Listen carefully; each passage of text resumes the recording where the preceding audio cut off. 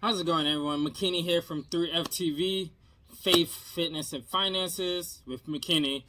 So today I wanted to talk about the finance aspect of faith, and you might say, how does this equate to faith with the topic that I posted? Because obviously, it's about credit cards, right? And I want to say it because a lot of the Bible, not a lot, there's scriptures in the Bible that talks about, and I'll post those below, that talks about not being in debt, not having any debtors, and how people who are in debt are slaves, and they have to do whatever the master says. And we know that debt is a big problem, especially in more advanced cultures. Me being from the USA, debt is a big problem. Majority of Americans have a lot of debt, right? Especially people in my community as well, the millennial community. People take out debt for student loans, and some of these people think are good debt. But in reality, we're tricked into thinking it's good debt, and it's actually really bad debt. So because of that, there are a lot of programs, a lot of people out there that say stay away from all debt as possible. And we know that one big proponent of that, especially in the Christian world, is Dave Ramsey, his group of coaches, Chris Hogan and all of them. And they say stay out of debt, right? Especially credit cards, right? And I want to say credit cards is like real estate. There are bad investments that can cost you money, but then there are very good investments and good types of debt when it comes to credit card, right?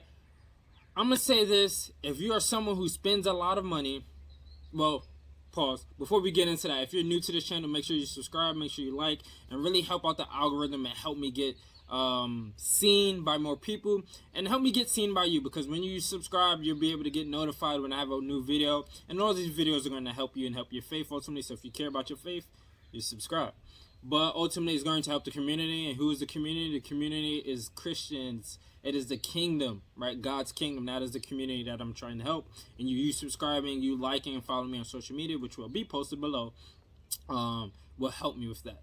So, credit cards, right? Like I said, it talks about not being in debt. But how do credit cards actually help? Right. First off, if you're someone who spends carelessly, recklessly, doesn't have any control, doesn't know what you're doing, doesn't know where to put your money, don't get a credit card. Listen to Dave Ramsey. Dave Ramsey stuff is good for beginners, especially people who are repulsive spenders, impulsive, I say, spenders, not repulsive, because that's probably what you need to be, and just can't control themselves, right? But if you're someone who is smart, who knows where their money is going, knows where to invest, credit cards is your best friend. I posted a video about this, right? About why you need to spend with credit cards. But I'm never going to go into that. Just go watch that video. What I'm going to post right now today is going to be my credit cards and how they have helped me. I'm not going to tell you what credit cards to get. I'm just going to give opinions, and maybe you should get my credit cards if you fit my demographics. But I'll post links to those below, and I'll post links to other credit cards that I think that have good bonuses as well. Why am I invested in credit cards? Let's talk about credit cards and debit cards, right? As you can see in my wallet, there's no money. It's not that I'm broke. I just don't carry no money. And this is something Dave Ramsey preached. I just dropped my cards. I'm going to put them back. Right, because he feels like if you carry cash, you can know where your money is going, and it hurts so much that you stop spending, right? And it's not like you're just swiping and not seeing anything leave, and there's an exchange, right? But the thing with that is when you are carrying cash, whether it's in a wallet, it's in a bank, on a debit card, right? Or even in your piggy bank or in your mattress, you are actually carrying debt. What? How are you carrying debt, right? You're carrying debt because the U.S. government is carrying debt. The U.S. government owes trillions of dollars to China and other countries, right? So the cash is a loan. They're taking out that loan, and it's like they gave you a receipt that they have a loan, and you just you're carrying around hundreds and thousands of receipts in your pocket of loans that they've taken out, right? How is this so? Because whenever you carry, we know that the US dollar is going down and down because they are borrowing more and more money, especially with the stimulus. They're making more money than what they have in gold reserves and things like that, right? So what happens when you carry money? When you carry, let's say, $100, next year with inflation, and it's probably going to be a lot more because the U.S. has made trillions of dollars because of stimulus, and I'm not saying that it's wrong, but because of that, there's going to be a huge reality face later on, right? So in the past, historically, it's been about 3 to 4% debt that the U.S. has. And how does that equate to us? Because to get out of that, they inflate their prices, right? And what does that mean? Something that cost $100 last year in 2020 now costs $103, $104. You might be like, oh, it's only $3, it's only $4. But over time, that adds up. Every year, if that increases by 4%, right? In 25 years, that'll be double. That means something you paid in 1995, right? In 2020, right? So let's say 96. In 2020 is now, or 2021 is now going to be worth double. So something you paid $10,000 is now worth $20,000. It's not the value increase; it's that inflation did. Right, so if your job didn't go up with that, you didn't get paid more. You're actually paying a lot more. This is why sometimes I say it's wiser for someone to just spend the money. And you might be like, that's counterintuitive. Why? Because let's say your goal is to pay. Let's say your goal is to just save up as much money, and then next year you buy the car, right? But guess what? If someone spent $10,000 today, and their friend decides to buy that same exact car, I almost split up my words. I don't know what. Same exact car a year from now, the same model, not just a newer year, just the same model, and it's worth the same. Well, that car is going to be worth $10,400 now, right? So that person that spent the money a year ago actually saved $400, and you actually spent more, $400 more than what you should have spent, right? In theory, the car is probably worth the same, $10,000, but in theory, due to inflation, you actually lost $400, right? So how does this make sense when it comes to credit cards, right? So one, I never pay with. I try not to pay with cash. I only usually probably carry cash just to give to homeless people or to pay for meters or something like that, but very little. Other than that, it's all on debit cards and credit cards, and I'll say how it's on debit cards and credit cards, right? Because if you look at my wallet, I have, these are all my credit cards, right? I'm actually taking them out. I have a Stash credit card, debit card, which is linked to my Stash Robo Investor, and this is a good company. If you don't know anything about the stock market, you can just set up your stuff to come out automatically, and it auto invests, and you can pick different, like Young Money, you can pick tech, you can pick something like that. And I'm actually up for the year, and none of my money is actually invested in it. I have Robinhood, which is good, and I would say online banks like Stash or something that's just strictly online actually are better than regular checking accounts, right? And I'll go in a whole nother video about that later, and I actually have a course that has that formatted, right? Banking essentials online versus in-person banks. Which one do you need and which one has better rates and stuff like that? It's usually online, and you can hit me up for information about that. And then I have One United, which is I'm supporting black banks. I'm keeping money in it, so trying to transfer more money to more black owned establishments, right? Just supporting the little person, even though we're not little, right?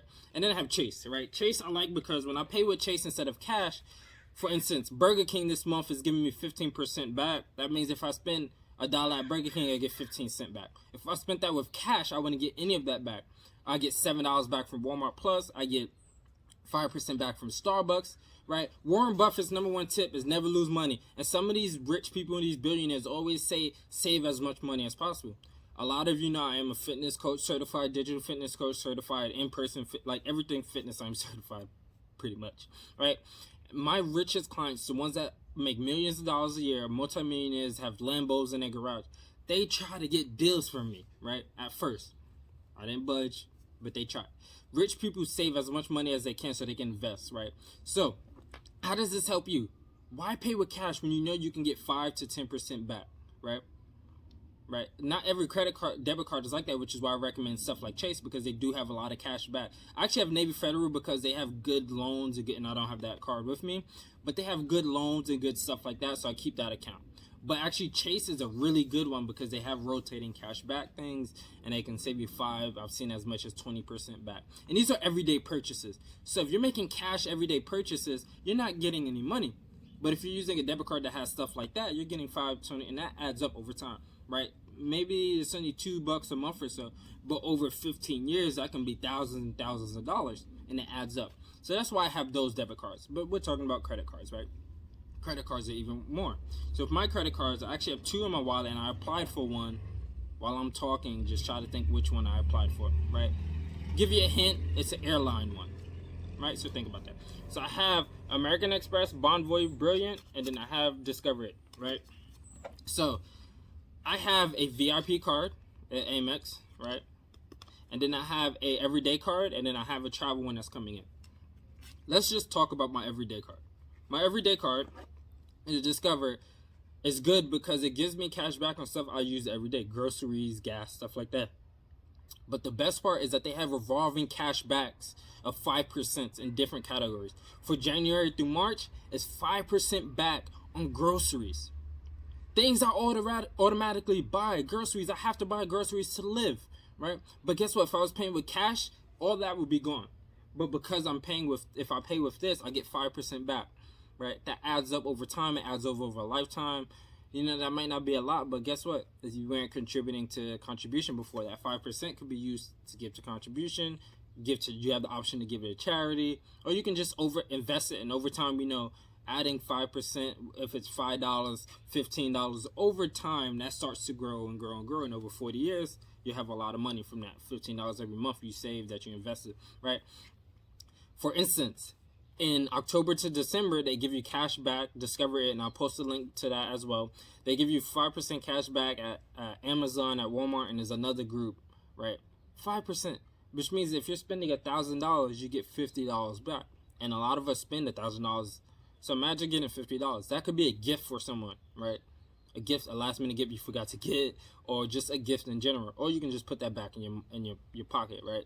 So over time, that adds up $50 every single 3 months, right? Over a lifetime, that can be tens of thousands of dollars. And these are different categories, right? So now, I'll post that, but you can see the bonuses. You actually get, I think, $200 when you open up an account. You spend $1,000 in the first 30 days or 90 days or something like that. You can see that here. But $1,000 is pretty easy. That's like a phone bill. That's paying for gas, that's paying for your car insurance, something like that, right? You can pretty much get that. So that's extra $200 for opening up a free account, and you get cash back, right? So next one is going to be Marriott Bonvoy Brilliant, right? And I'll post this here. As you can see, when you open up an account, right now you get $75,000. I actually opened up during a special time, and I got 125,000 points, right? What does that equate to? For instance, at the Marriott, 125,000 points. It costs us 58,000 points to stay at the Westin Playa Bonita in Panama. We were right on the beach, and I'll try to post a photo to that, right? Beautiful location. I have a whole travel video of that. I'll link that below if you want me to. A comment if you want me to. But beautiful location. Can go to the beach, can go to the pool. I actually got, free meals and free alcohol, right? For 58,000 points.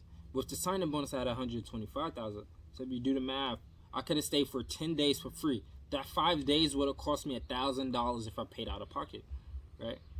So now you're wondering, how much did you pay for this card, right? Most premium cards, VIP cards, cost $100 to $550. I paid $450. $450, like, what? Why would you do that? You're supposed to be saving money. Well, let me get this.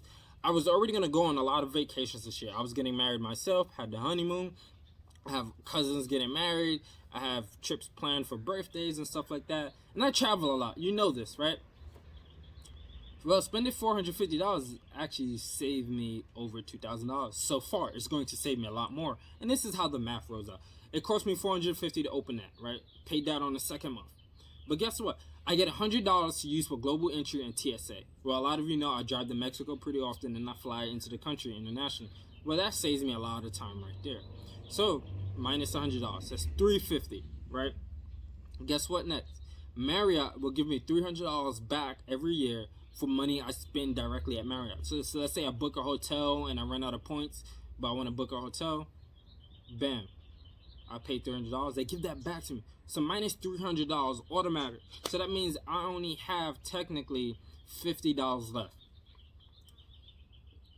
Good thing for me is that Marriott, because of the COVID pandemic and everything, they're giving people $20 every month until the end of the year. So it's 11 months total because January didn't count. $20 for food. It can be at Burger King, it could be at Nobu, it can be at Maggiano's, Outback Steakhouse, Olive Garden, McDonald's, no matter what, $20. 20 times 11 is $220. So right there, that cuts the cost in half. So I'm already up $170 as long as I spend at least $20 a month at a restaurant. I can splurge a little bit and spend $20 a month at a restaurant. I'll spend $21 actually, right?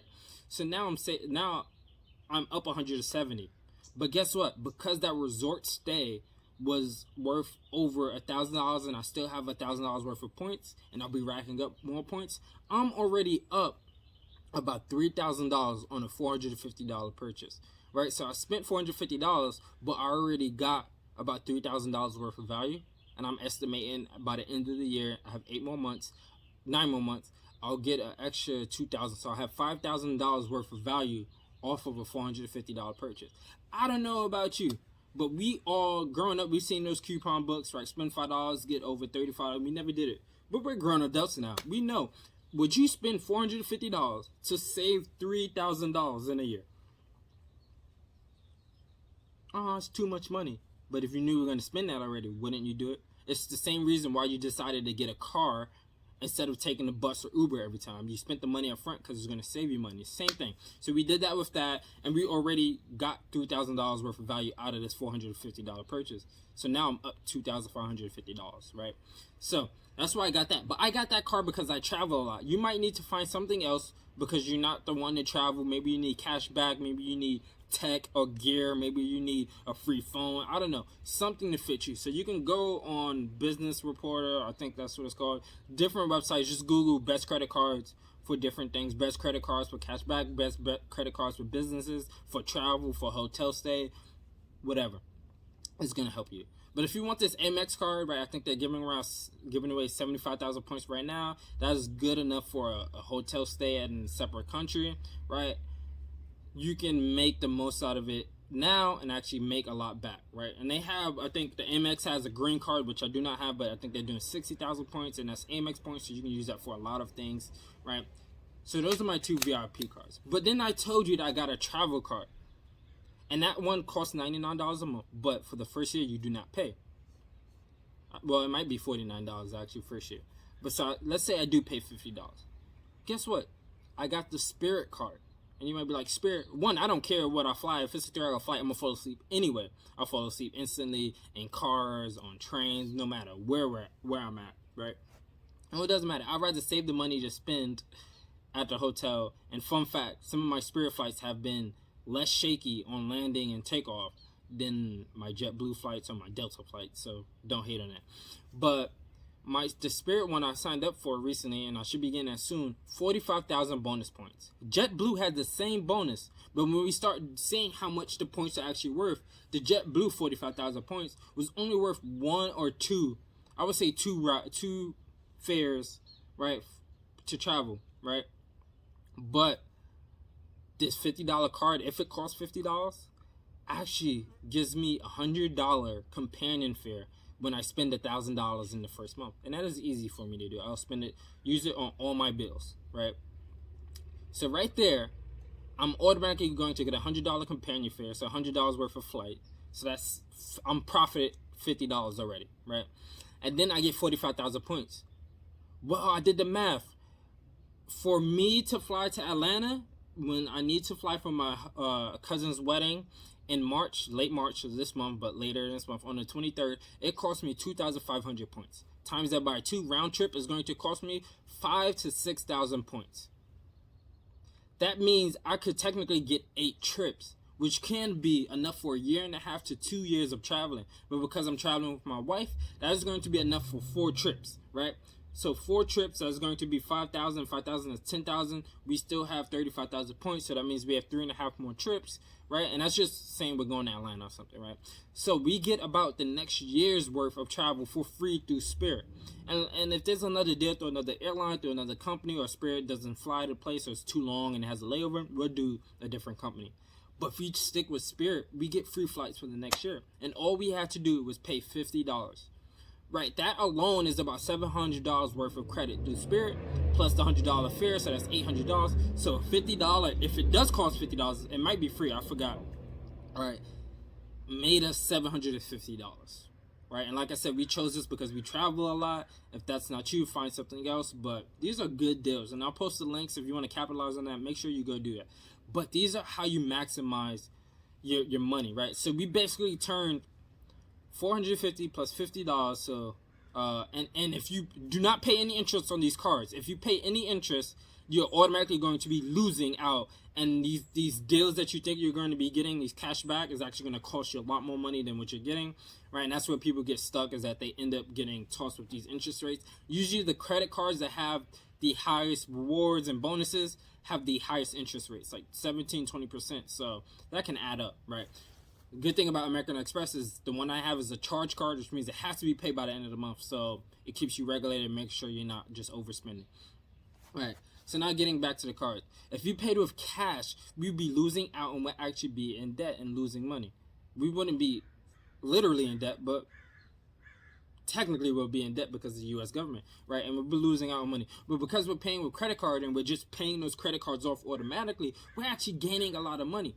So we can be gaining 7 to 15% in cash back just by using that money. So that $450, that $500, if you add both fees up, right? Over the year, right, it's already, before we even got the second card, right, before we even finished the first year on the first card, on the Amex card, we are already up $3,000. That means we are up $2,500 off a $500 purchase, right? So then we add those things in, and it's going to be about $8,000 in extra funds that we didn't have to spend, that we were going to spend out of pocket anyway, just for paying $500. If someone told you enter this lottery and it's guaranteed, you spend $500, you're going to get $8,000 back, you would do it. That's basically what a responsible credit card with a good bonus, a responsible credit card holder with a credit card with a good bonus, that's basically what it is. It's like paying a guaranteed lotto that you're going to get your money back and then some, right? So that's why we went that route. That's why we did it. Like I said, if you don't travel, you might need different cards, but if you want to travel, want to do this stuff, you might want to use these cards that I linked below. But this is an example of why I'm anti Dave Ramsey and his whole anti-credit card, because I feel like you can make a lot of money from that, a lot of money from using that. And I'll post videos to other credit cards and other people's stuff, like Graham Stephan or my friend Howie, who's Solving Chaos LLC. Shout out to him, great person. He talks about a lot of stocks on his stuff as well, his page, options trading. But he does have a credit card video, and I'll link that below. But yeah, these are good things to just stretch your money a little bit more and actually allow your money to make you money on purchases that you're already going to make, right? So let's say that in theory that laptop is too expensive, you wish it was 10% less, but your credit card is going to give you 10% back. You grab the credit card, you use the credit card, you pay it back immediately, and then you made your 10%. It's at a discount, right?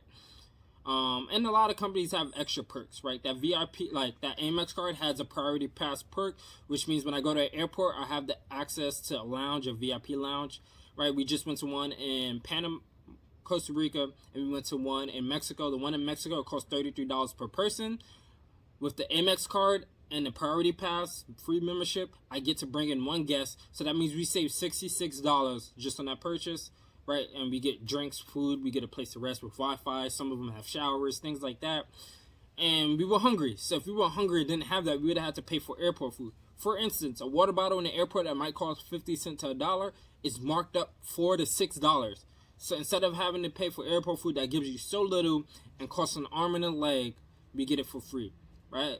Other credit cards have bonuses and perks with other organizations, right? You get free stuff, you get discounted stuff. You can check that out and actually make the most of it. But hopefully this helps you and this makes a lot of sense. And this shows you why I am all for credit cards.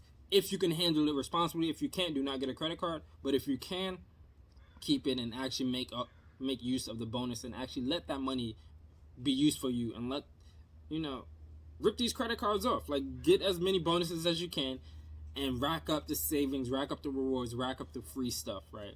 But this is mine, and this is ultimately going to help you, because the more money you can save, the less money you can spend, and the more rewards you can get, you can actually give back, whether that's giving more in tithes or giving someone a free vacation for Christmas, right? To them, it's going to be a blessing, especially if you, let's say there's a newlywed couple, you want to bless them, but you have no money, but you have Marriott reward points. You can send that to them and bless them. They didn't know you didn't pay out of pocket for it, but for them, they're going to be grateful, and ultimately, you're sharing God's heart with that, right? So there's so much you can do with this, and it's going to increase your faith, because after a while, that money starts compounding, and it helps you out, and it helps you be grateful to God and be thankful, right? And it just helps you out in general, right? And this is how this helps your faith. So this is why I'm anti credit card, and I'm all for it as long as you use it responsibly. Hopefully this helps out. Make sure you like and subscribe. Make sure you follow me on social media, and let me know your thoughts. Let me know the best credit card deals you know are out there or that you've gotten to be a part of, and let me know what you think about this and how you feel about taking credit cards out and maximizing them for your benefit.